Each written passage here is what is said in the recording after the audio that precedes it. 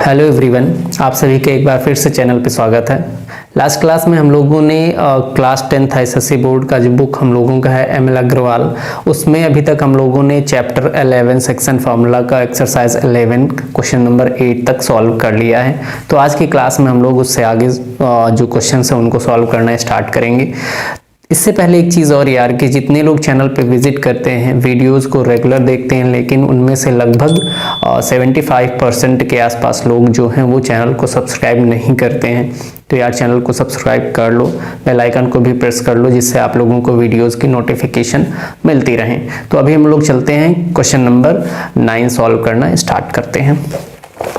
Question हम लोगों का है, क्वेश्चन हम लोग बोर्ड पे नहीं लिखते हैं, डायरेक्टली क्वेश्चन का सॉल्यूशन करेंगे। ठीक है, क्वेश्चन नंबर 9 और 9 का भी क्वेश्चन है। A B is a diameter of circle with centre सी।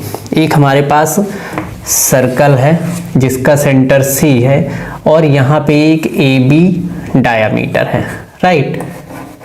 इस सर्कल का सेंटर सी है। सी की कोऑर्डिनेट्स हमारे पास -2,5 -2,5 एंड जो if point A is 3,-7 3,-7 point A के कोऑर्डिनेट्स हैं। फिर आगे क्वेश्चन कह रहा कि find the length of radius A C. हमें इस रेडियस ए सी का लेंथ बताना है। एंड दूसरा क्वेश्चन है the coordinates of B point. ये जो बी पॉइंट है इसके कोऑर्डिनेट्स बताने हैं। ठीक है, तो हम लोग चलते हैं, क्वेश्चन सॉल्व करते हैं। क्वेश्चन में कुछ टफ नहीं है, क्वेश्चन इजी ही है। देखो, अगर हम लोग बात करें तो सबसे पहले पहला क्वेश्चन क्या कह रहा है, इसका पहला पार्ट कि AC का लेंथ बताना है। ठीक है, द लेंथ ऑफ रेडियस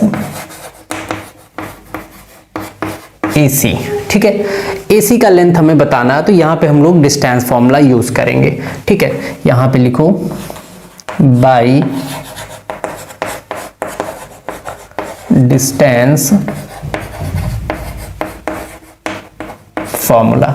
ठीक है, डिस्टेंस फॉर्मूला क्या होता है कि भाई AC is equal to root of x2 minus x1 to the whole square plus y2 minus y1 to the whole square. ठीक है, अब यहाँ पे अगर हम लोग बात करें तो इसको x1 इसको y1 मान लेते हैं। ठीक है, और इसको x2 इसको y2 मान लेते हैं। ठीक है, क्यों? क्योंकि हमें इन्हीं दोनों के बीच में जो लेंथ है वो बताना है। क्लियर? वैल्यू पुट करते हैं। x2 हमारे पास है -2 रूट ऑफ -2 माइनस और x1 कितना है 3 to the whole square plus y2 हमारे पास है 5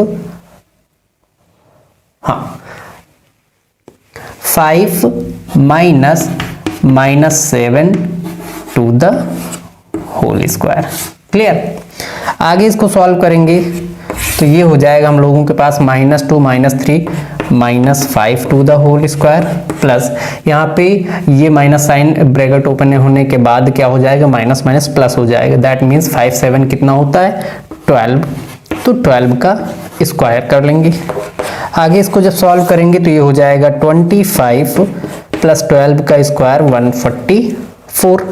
यहाँ से इसको सॉल्व करेंगे तो ये हो जाएगा स्क्वायर रूट ऑफ 169 और आगे सॉल्व करेंगे तो AC इज इक्वल टू आ जाएगा 13 यूनिट। ठीक है, अब यहाँ पे मैंने यूनिट क्यों लिखा, क्योंकि हमारे पास यहाँ पे लेंथ का कोई भी यूनिट गिवन नहीं है। ठीक है, तो फर्स्ट पार्ट का तो आंसर हमारा आ गया 13 यूनिट।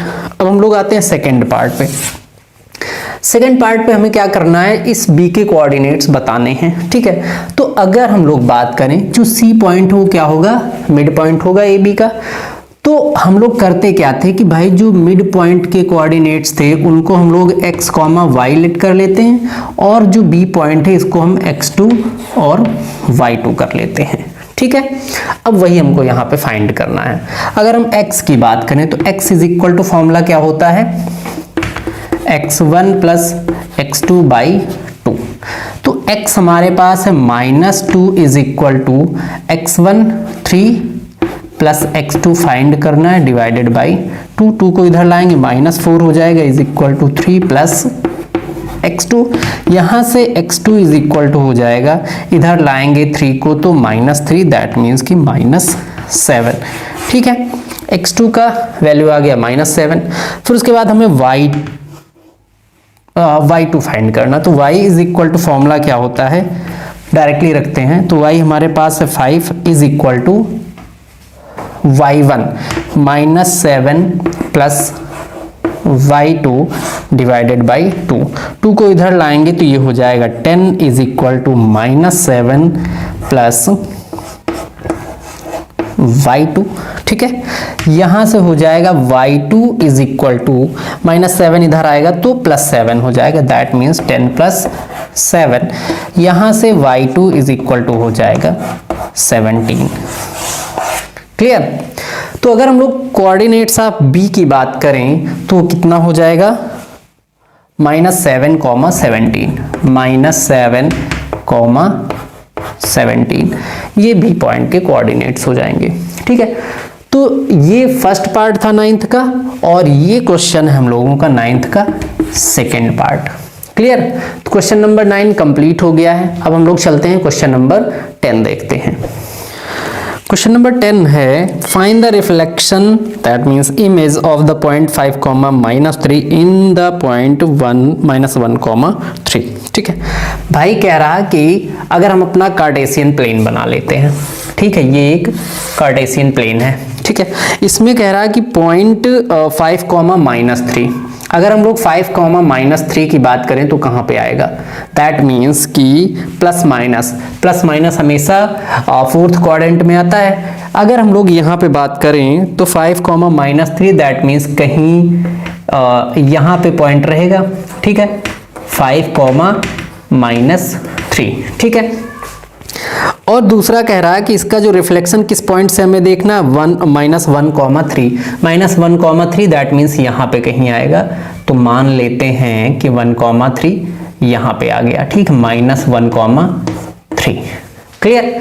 अब इस पॉइंट को अगर हम कनेक्ट कर दें, ठीक है, मान लेते हैं ये पॉइंट हमारा यहाँ हो गया और रिफ्लेक्शन कहीं यहाँ पे बन रहा। ठीक है, तो हमें इस पॉइंट के क्या करने हैं, कोऑर्डिनेट्स बताने हैं। अगर हम बात करें, इस पॉइंट को ए लेट कर लेते हैं, इस पॉइंट को बी लेट कर लेते हैं, और जहां पे ये हमारा पॉइंट है इसको हम मान लेते हैं कि भाई पी पॉइंट है।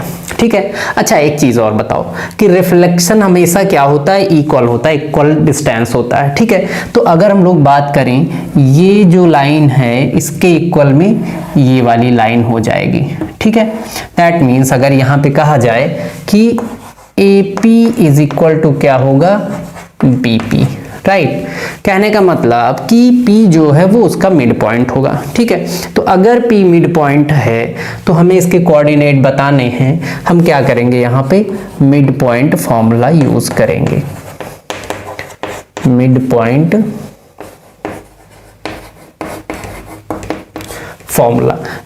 फॉर्मूला क्या होता है कि x is equal to x1 plus x2 by 2 and y is equal to हो जाएगा y1 plus y2 by 2। Clear. अब देखो यहाँ पे हम P पॉइंट की बात करें तो इसको हम लोग x, y मानते हैं। A के कोऑर्डिनेट्स x1, y1 कर लेते हैं और जो B के कोऑर्डिनेट रहेंगे उसको x2, y2 कर लेंगे। राइट, आगे चलते हैं। अब यहाँ पे वैल्यूज को पुट करना है और कैलकुलेट करके b के कोऑर्डिनेट दैट मीन्स कि x2, y2 का वैल्यू फाइंड कर लेना है। ठीक है, तो अगर हम लोग x की बात करें तो हमारे पास यहाँ पे कितना है, इसका वैल्यू क्या था, -1,3। यस, ये हमारा -1,3 है यार। ठीक है, यहाँ पे लिख लेते हैं -1,3। तो अगर x की बात करें तो हमारे पास है -1 is equal to x1 plus x2। x1 हमारे पास है 5 और x2 हमें फाइंड करना है।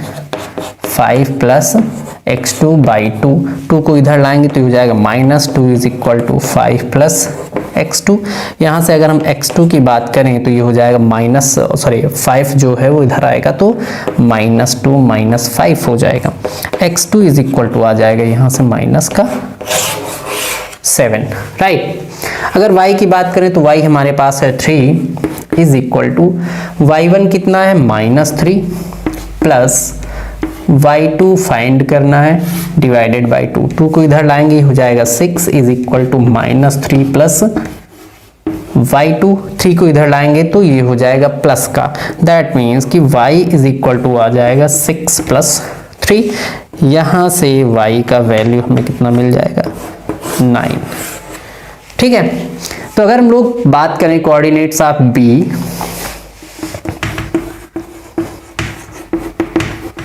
कोऑर्डिनेट्स ऑफ b कितना हो जाएगा -7,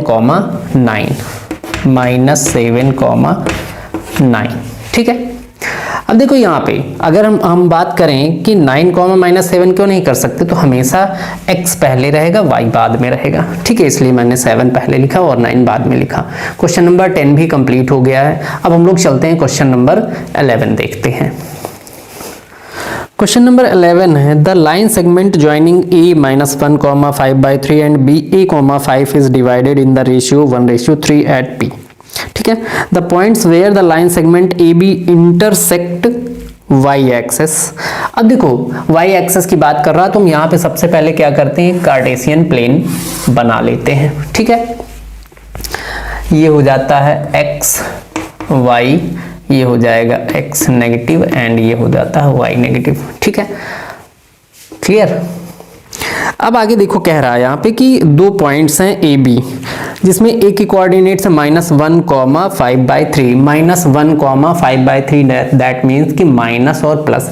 माइनस प्लस किस में होता है, अगर हम लोग बात करें कि भाई माइनस और प्लस साइन किस में होता है, तो वो कहाँ पे होता है, माइनस और plus, that means second quadrant में, ठीक है। तो मान लेते हैं ये सेकेंड क्वाड्रेंट में आ गया, ठीक है।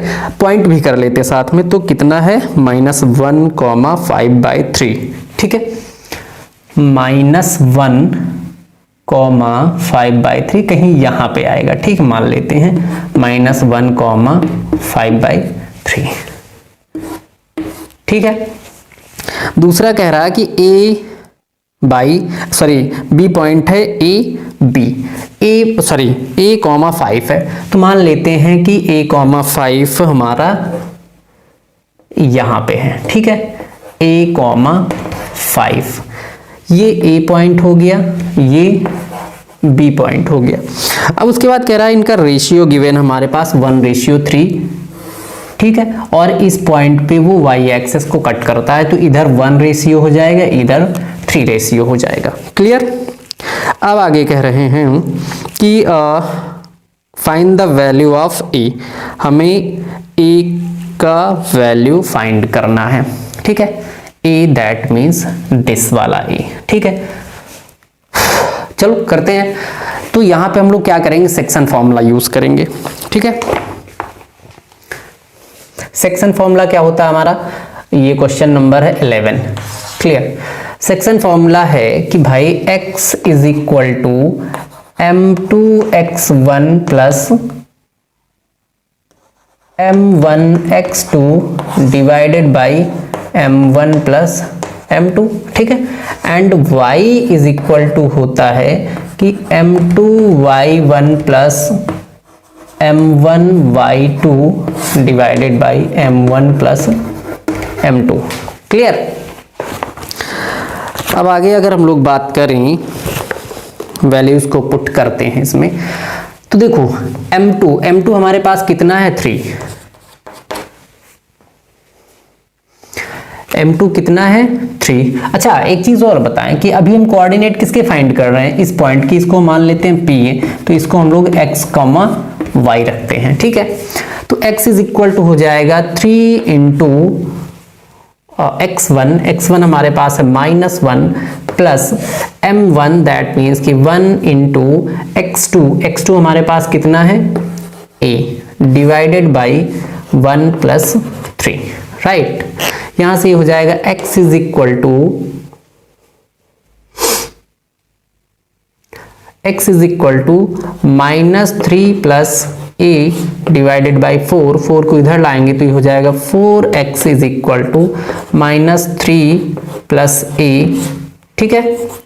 और यहां से अगर हम लोग x का बात करें, अरे x तो आ गया डायरेक्टली ऊपर ही, हमें चूंकि x का वैल्यू चाहिए, ठीक है। तो x का वैल्यू हमको मिल गया है -3 प्लस a बाई 4। अब y का फाइंड करना है, ठीक है। तो y के लिए क्या हो जाएगा, m2 दैट मीन्स 3 इंटू, हाँ 3 इंटू y1 हमारे पास कितना है 5/3 plus m1 1 into 5 divided by 4, 3 plus 1, ठीक है। यहां से हो जाएगा y इज इक्वल टू 3 से 3 कैंसिल हो जाएगा, 5 इंटू 5 प्लस 5 10 हो जाएगा, 10/4। यहाँ पे y इज इक्वल टू आ जाएगा 5/2।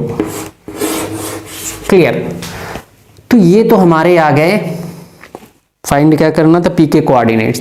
तो अगर पी के कोऑर्डिनेट्स की बात करें तो पी के कोऑर्डिनेट्स हमारे पास आ गए हैं -3 प्लस a बाई 4, 5/2, ठीक है। अब हमें यहां पे ये a है, अब यहां पे हमें a का वैल्यू फाइंड करना है, ठीक। अच्छा एक चीज और देखो यहां पे कि अगर हम a का वैल्यू फाइंड करें, a का वैल्यू फाइंड करने की कोशिश करें तो यहां पे हमारे पास ये जो पॉइंट है ये y एक्सिस पे है, ठीक है। इट मींस कि जो ये डिस्टेंस होगा ये x का डिस्टेंस होगा। अगर हम इसको x और इसको y लेट करें तो यहाँ पे जो a आ रहा है ये हमारा क्या होगा, यही डिस्टेंस होगा, ठीक है। दैट मींस कि अगर यहाँ पे हम लोग बात करें तो a इज इक्वल टू हमारा कितना आ गया 3, ठीक है। ये डिस्टेंस गिवन है तो ये 3 हो जाएगा, ठीक है। अब उसके बाद यहाँ पे अगर हम लोग देखें a का वैल्यू पुट करें तो p के कोऑर्डिनेट्स हमारे पास क्या क्या आ जाएंगे, -3 प्लस 3 डिवाइडेड बाई 4, ठीक है। ये कैंसिल होकर 0 हो जाएगा, अल्टीमेटली यहाँ पे मिलेगा 0, ठीक है। और जो दूसरा हो जाएगा वो हो जाएगा 5/2, ठीक है। तो इस तरीके से जो p के कोऑर्डिनेट आएंगे वो क्या क्या आ जाएंगे, 0, 5/3। और जो a का वैल्यू फाइंड करना वो कितना आ जाएगा 3, ठीक है। तो इस तरीके से क्वेश्चन नंबर 11 भी कंप्लीट हो गया है। इस क्लास में यहीं तक रखते हैं, बाकी जो नेक्स्ट क्वेश्चन है वो हम लोग नेक्स्ट क्लास में देखते हैं। बाकी अगर कहीं आप लोगों को डाउट हो रहा तो आप लोग कमेंट बॉक्स में पूछ सकते हैं। और अगर आप चैनल पे पहली बार विजिट कर रहे हैं तो यार चैनल को सब्सक्राइब करके बेल आइकन जरूर प्रेस कर लें, ठीक है। बाकी हम लोग मिलते हैं नेक्स्ट क्लास में नेक्स्ट क्वेश्चंस के साथ में। Thank you.